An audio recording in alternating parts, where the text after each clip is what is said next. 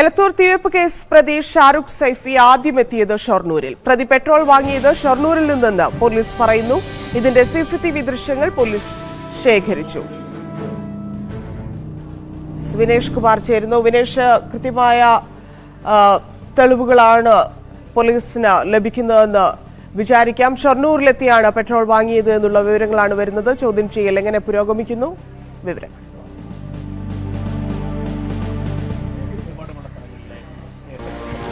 ധന്യ, ഈ പ്രതി, അതായത് എലത്തൂർ ട്രെയിൻ തീവെപ്പ് കേസിലെ പ്രതിയായ ഷാരൂഖ് ആദ്യം എത്തിയത് ഷൊർണൂരിലാണ് എന്നുള്ള ഏറ്റവും പുതിയ വിവരമാണിപ്പോൾ പുറത്തു വരുന്നത്. ഇവിടെ നിന്നാണ് പ്രതി പെട്രോൾ വാങ്ങിയിരിക്കുന്നത്. അതായത് ട്രെയിനിൽ അക്രമം നടത്തിയിരിക്കുന്നത് ഈ പെട്രോൾ ഉപയോഗിച്ച് ആണെന്നാണ് ഇപ്പോൾ പോലീസ് പറയുന്നത്.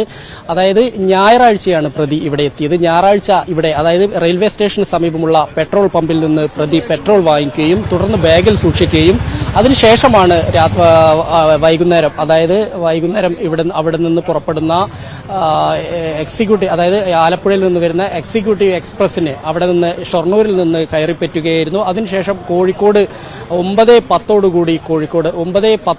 കോഴിക്കോട് എത്തുകയാണ് ഉണ്ടായത്. 9:10 കോഴിക്കോട് നിന്ന് പുറപ്പെട്ട ട്രെയിനിലാണ് അയാൾ അക്രമം നടത്തിയിരിക്കുന്നതെന്നാണ് ഇപ്പോൾ പോലീസ് പറയുന്നത്. എന്തായാലും ഇയാളെ ചുറ്റിപ്പറ്റിയുള്ള, അതായത് ഈ പ്രതിയുടെ കൂടെ കൂടുതൽ ആളുകൾ ഉണ്ടായിരുന്നോ എന്നുള്ള കാര്യമാണ് ഇപ്പോൾ പോലീസ് പ്രധാനമായും അന്വേഷിക്കുന്നത്. എന്തായാലും ഈ പെട്രോൾ, ഈ അടുത്തുള്ള റെയിൽവേ സ്റ്റേഷന്റെ അടുത്തുള്ള പെട്രോൾ പമ്പിൽ നിന്ന് ഇയാൾ പെട്രോൾ വാങ്ങുന്ന ദൃശ്യങ്ങൾ ഉൾപ്പെടെയുള്ള CCTV ദൃശ്യങ്ങൾ പോലീസ് ശേഖരിച്ചിട്ടുണ്ട്. ഇതിന്റെ സമയം പ്രതി പറയുന്നതും ഇതിലെ സമയവും തമ്മിൽ വൈരുദ്ധ്യമുണ്ടെന്നാണ് ഇപ്പോൾ പോലീസ് പറയുന്നത്. പ്രതി പറയുന്നത് ഞായറാഴ്ചയാണ് താൻ പെട്രോൾ വാങ്ങിച്ചതെന്നാണ് പ്രതി പറയുന്നതെന്നാണ് പോലീസ് പറയുന്നത്. പക്ഷേ യഥാർത്ഥത്തിൽ ഈ CCTV ദൃശ്യങ്ങളിലെയും പ്രതി പറയുന്നതും തമ്മിലുള്ള വൈരുദ്ധ്യങ്ങളുണ്ട്. ഇത് കൃത്യമായി തന്നെ പോലീസ് ഇപ്പോൾ പരിശോധിച്ചുകൊണ്ടിരിക്കുകയാണ്. ഇതിൽ മാത്രമല്ല, ഇയാൾ വന്ന് ട്രെയിനിൽ തന്നെയാണോ വന്നത്, അതുപോലെ തന്നെ ഇയാളുടെ കൂടെ മറ്റാരെങ്കിലും ഉണ്ടായിരുന്നോ എന്നതുൾപ്പെടെയുള്ള കാര്യങ്ങൾ അന്വേഷിക്കുന്നത്. പ്രധാനമായും നമ്മളുടെ ഈ സംഭവം ഉണ്ടായതിനു ശേഷം ആവർത്തിക്കപ്പെടുന്ന ഒരു ചോദ്യം ഇതിന്റെ മോട്ടീവ് എന്തായിരുന്നു എന്നുള്ളതാണ്. എന്താണ് ഇങ്ങനെ ഒരു കുറ്റകൃത്യം നടത്താനുള്ള കാരണം എന്നതിലേക്ക് കാര്യങ്ങളിലേക്കൊന്നും ഇപ്പം ഈ പെട്രോൾ വാങ്ങിയ സ്ഥലം, അത് സ്വാഭാവികമായിട്ടും CCTV എന്നൊക്കെയുള്ളത് കേന്ദ്രീകരിച്ചാൽ തെളിയാവുന്ന കാര്യങ്ങളേ ഉള്ളൂ. പക്ഷേ പ്രധാനപ്പെട്ട, അതായത് കൃത്യത്തിന് പിന്നിൽ ആരോ ഗൂഢാലോചനയുണ്ടോ, കൂടെ ആരെങ്കിലും ഉണ്ടായിരുന്നോ എന്നൊക്കെയുള്ള വളരെ സുപ്രധാനമായ കാര്യങ്ങളിലേക്ക് അന്വേഷണം കടന്നിട്ടുണ്ടോ? ആ കാര്യങ്ങളിൽ പോലീസ് നൽകുന്ന വിവരങ്ങൾ എന്തൊക്കെയാണ്?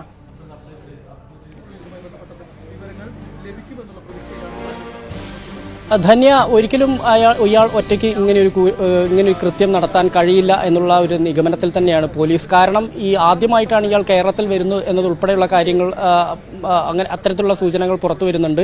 ഈ ഒരു സാഹചര്യത്തിൽ ഡൽഹിയിൽ നിന്ന് നേരിട്ട് ട്രെയിൻ മാർഗം ഷൊർണൂരിലെത്തുകയും അവിടുന്ന് പെട്രോൾ വാങ്ങി കോഴിക്കോട് അക്രമം നടത്തുകയും ചെയ്യുന്നത് ഇയാളുടെ ഒറ്റയ്ക്കുള്ള തീരുമാനം ആവാനുള്ള സാധ്യതയില്ല. തീരുമാനം മാത്രമല്ല, ഇയാളുടെ ഒറ്റയ്ക്കുള്ള നീക്കം കൂടി ആവാനുള്ള സാധ്യതയില്ല.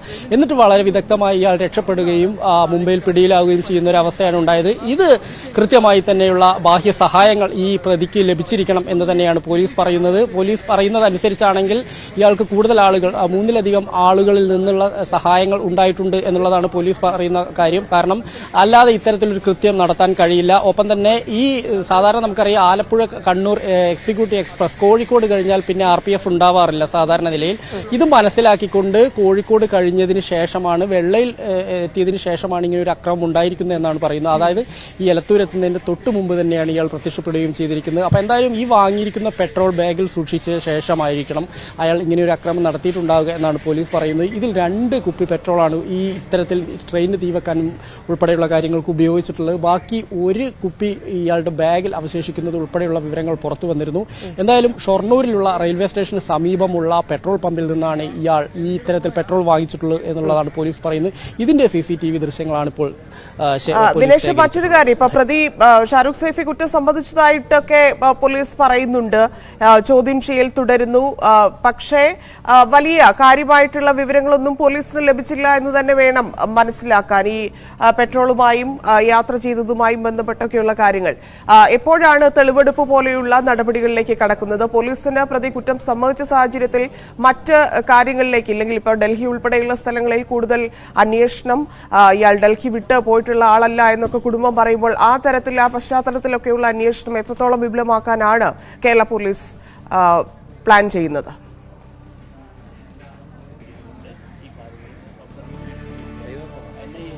ധന്യ, ഇതിൽ കൃത്യമായ അന്വേഷണങ്ങൾ നടക്കേണ്ടതുണ്ട്. കാരണം ഈ കേരളം വിട്ട് ഇതുവരെയും പ്രതി പുറത്തു പോയിട്ടില്ല, അതായത് ഷാരൂഖ് പുറത്തു പോയിട്ടില്ല എന്ന് അവരുടെ മാതാപിതാക്കൾ ഉൾപ്പെടെ പറയുന്നുണ്ട്. അങ്ങനെ ഒരാൾ ഇങ്ങനെ വളരെ പ്ലാൻഡായ ഒരു അറ്റാക്ക് ഒരു ആക്രമണം നടത്താനുള്ള സാധ്യത എത്രത്തോളം ഉണ്ട് എന്നതുൾപ്പെടെയുള്ള കാര്യങ്ങൾ അന്വേഷിക്കേണ്ടതുണ്ട്. ഒപ്പം തന്നെ ഇതൊരു ഭീകരാക്രമണം അല്ലെങ്കിൽ ഒരു തീവ്രവാദ ആക്രമണം എന്നുള്ള രീതിയിൽ തന്നെയാണ് കേന്ദ്രം കാണുന്നത്. കേന്ദ്ര അന്വേഷണ ഏജൻസികളെല്ലാം തന്നെ ആ നിലപാടിലാണ്. പക്ഷേ അത്തരത്തിലുള്ള ഇതൊരു ഭീകരാക്രമണത്തിന്റെ ഭാഗമായി കാണുന്ന രീതിയിലുള്ള തെളിവുകൾ സംസ്ഥാന ഈ അന്വേഷണ ഏജൻസികളുടെ കൈവശമില്ല എന്നുള്ളതാണ് ഇത് സംബന്ധിച്ചുള്ള എടുത്തു പറയേണ്ട കാര്യം. അതുകൊണ്ട് തന്നെ അത്തരത്തിലുള്ള തെളിവുകൾ ഇല്ലാത്തത് കൊണ്ട് തന്നെയാണ് ഈ കേസിൽ UAPA ചുമത്താത്തതും.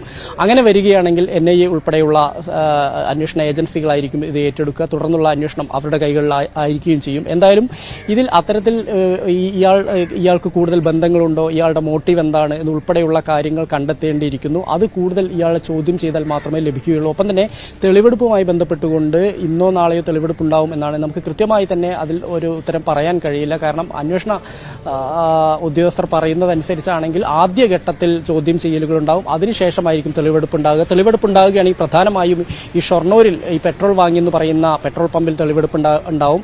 ഒപ്പം തന്നെ എലത്തൂരിൽ ഈ ട്രെയിൻ അപകടമുണ്ടായ അല്ലെങ്കിൽ ട്രെയിന് തീ വെച്ച സ്ഥലത്ത് തെളിവെടുപ്പ് ഉണ്ടാവും. മറ്റൊന്ന് കണ്ണൂരിലാണ് ഇപ്പോൾ ഈ തീ പിടിച്ച D1 എന്ന് പറയുന്ന കോച്ചുള്ളത്. ഈ D1 കമ്പാർട്ട്മെന്റിലാണ് തീ വെച്ചിരിക്കുന്നത്. ഇത് കണ്ണൂരിൽ തെളിവെടുപ്പ് ഇവിടെ നടത്തേണ്ടതുണ്ട്.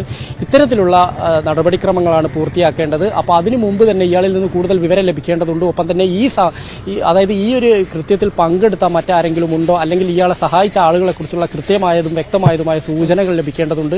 ഇത്തരത്തിലുള്ള ഒരു നടപടിക്രമങ്ങളാണ് ഇനി പൂർത്തിയാക്കേണ്ടത്. ഭീകരവാദം തന്നെ എന്നുള്ള കാര്യം ഇപ്പൊ കേന്ദ്രവും സംസ്ഥാനവും തമ്മിൽ അതിലൊരു തർക്കം നിലനിൽക്കുന്നത് കൊണ്ടാണോ ഇത്രയും കാര്യങ്ങൾ? കാരണം പ്രതിയിൽ നിന്ന് വളരെ നിർണായകമായ കാര്യങ്ങൾ, ഇപ്പൊ ദില്ലിയിൽ നിന്ന് കേരളത്തിലേക്ക് പുറപ്പെട്ടത് മുതൽ കുറ്റകൃത്യ ആസൂത്രണം ചെയ്തത്, നടപ്പാക്കിയത്, തിരിച്ച് മഹാരാഷ്ട്രയിലേക്ക് രക്ഷപ്പെട്ടതടക്കമുള്ള കാര്യങ്ങൾ കൃത്യമായി അറിയേണ്ടതുണ്ട്. അത് തെളിവെടുപ്പ് നടത്തേണ്ട കാര്യങ്ങൾ കൂടിയാണ്. ഈ ഒരു തർക്കമുള്ളത് കൊണ്ടാണോ ഇത് വൈകുന്നത് എന്നുള്ള സൂചനകൾ ഇല്ലെങ്കിൽ അത്തരത്തിലുള്ള വിവരങ്ങൾ വരുന്നുണ്ട്?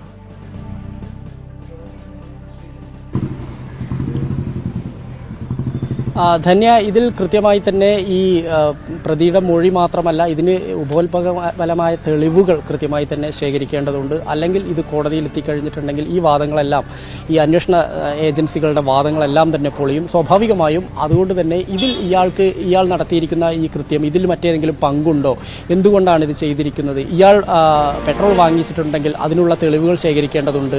ഇയാൾ ട്രെയിനിൽ നിന്ന് ചാടിയിട്ടുണ്ടോ, അല്ലെങ്കിൽ ഇയാൾ എങ്ങനെ രക്ഷപ്പെട്ടു, ഇവിടെ നിന്ന് മറ്റ് ട്രെയിൻ മാർഗമാണോ രക്ഷപ്പെട്ടത്, മറ്റേതെങ്കിലും സഹായങ്ങൾ ഉണ്ടാവും. ഇങ്ങനെ വളരെ കൃത്യമായി തന്നെ ഇതിന്റെ എല്ലാം തന്നെ മെറ്റീരിയൽ ഫാക്ട് ആയതും അല്ലാത്തതും സാഹചര്യ തെളിവുകളും എല്ലാം തന്നെ കൃത്യമായും ഇതിൽ ഉണ്ടാക്കിയെടുക്കേണ്ട ഒരു ഉത്തരവാദിത്വം, ഒരു ദൗത്യം തന്നെയാണ് പോലീസിന്, അന്വേഷണ സംഘത്തിന്റെ മുമ്പിലുള്ളത്. അപ്പോൾ അത്തരത്തിലുള്ള ഒരു നീക്കം തന്നെയാണ് പോലീസ് അന്വേഷണ സംഘം നടത്തുന്നത്. അത്തരത്തിലുള്ള തെളിവുകൾ ഉണ്ടാക്കിയാൽ മാത്രമേ ഈ കേസ് നിലനിൽക്കുകയുള്ളൂ. ഒപ്പം തന്നെ ഇത് കേവലം ഇത് തീവ്രവാദി ആക്രമണം എന്ന് ഒറ്റയടിക്ക് പറഞ്ഞ് മാറിക്കളയാൻ കഴിയില്ല എന്നുള്ള നിലപാടാണ് കേരള പോലീസിന്റേത്. കാരണം ഇതിൽ അത്തരത്തിലുള്ള തെളിവുകൾ ശേഖരിക്കേണ്ടതുണ്ട്. ഇയാളുടെ കുടുംബ പശ്ചാത്തലം മുതൽ ഇങ്ങോട്ട് ഇയാളുടെ മറ്റുള്ള ആക്ടിവിറ്റീസുകൾ കൂടുതൽ പരിശോധിക്കേണ്ടതുണ്ട്. ഇയാൾക്ക് ഏതെങ്കിലും അത്തരത്തിലുള്ള മതസംഘടനകളുമായോ അല്ലെങ്കിൽ തീവ്രവാദ സംഘടനകളുമായോ ഏതെങ്കിലും തരത്തിൽ ബന്ധമുണ്ടോ എന്നുള്ളത് ഉണ്ട്. ഒപ്പം തന്നെ ഇയാൾ മറ്റേതെങ്കിലും മതസംഘടനകൾക്കോ അല്ലെങ്കിൽ തീവ്രവാദ സംഘടനകൾക്കോ അതുമല്ലെങ്കിൽ മറ്റേതെങ്കിലും സംഘങ്ങൾക്കോ മാഫിയകൾക്കോ അല്ലെങ്കിൽ ഇത്തരത്തിലുള്ള ക്രിമിനലുകൾക്കോ വേണ്ടി ചെയ്തതാണോ എന്നുൾപ്പെടെയുള്ള കൊട്ടേഷൻ ഏറ്റെടുത്ത് ചെയ്തതാണോ എന്നുൾപ്പെടെയുള്ള കാര്യങ്ങൾ കണ്ടെത്തേണ്ടതുണ്ട്. ഇതെല്ലാം തന്നെ കൃത്യമാണോ എന്ന് പരിശോധിക്കാനുള്ളൊരു ഉത്തരവാദിത്വം കൂടി പോലീസിനുണ്ട്. അപ്പോൾ ഇതെല്ലാം പരിശോധിച്ച ശേഷം പരിശോധിക്കുന്ന മുറയ്ക്കായിരിക്കും ഇതിലേക്ക് കൃത്യമായൊരു നിഗമനത്തിൽ എത്തിച്ചേരാൻ കഴിയുക. അങ്ങനെയുണ്ട് ആയാൽ മാത്രമായിരിക്കും ഇത് തീവ്രവാദി ആക്രമണമാണ് ആണെങ്കിൽ മാത്രമേ അങ്ങനെ ചെയ്യാൻ പറ്റുള്ളൂ. അത് പ്രകാരമേ UAPA കേസെടുക്കാൻ കഴിയുള്ളൂ എന്നാണ് കേരള പോലീസ് പറയുന്നത്. പക്ഷേ കേന്ദ്ര ഏജൻസികൾ ഇത് അംഗീകരിക്കാൻ തയ്യാറാകുന്നില്ല. ഇത് ഈ സ്വഭാവം വെച്ച് ഇത് പൂർണ്ണമായും ഇത് യഥാർത്ഥത്തിൽ തീവ്രവാദി ആക്രമണം തന്നെയാണ്, അതിൽ സംശയമില്ല എന്നുള്ളൊരു നിലപാടിൽ തന്നെയാണ് കേന്ദ്ര ഏജൻസികൾ. ഇതാണ് സംസ്ഥാന ഏജൻസിയും കേന്ദ്ര ഏജൻസികളും തമ്മിലുള്ള തർക്കത്തിലെത്തി നിൽക്കുന്നത്.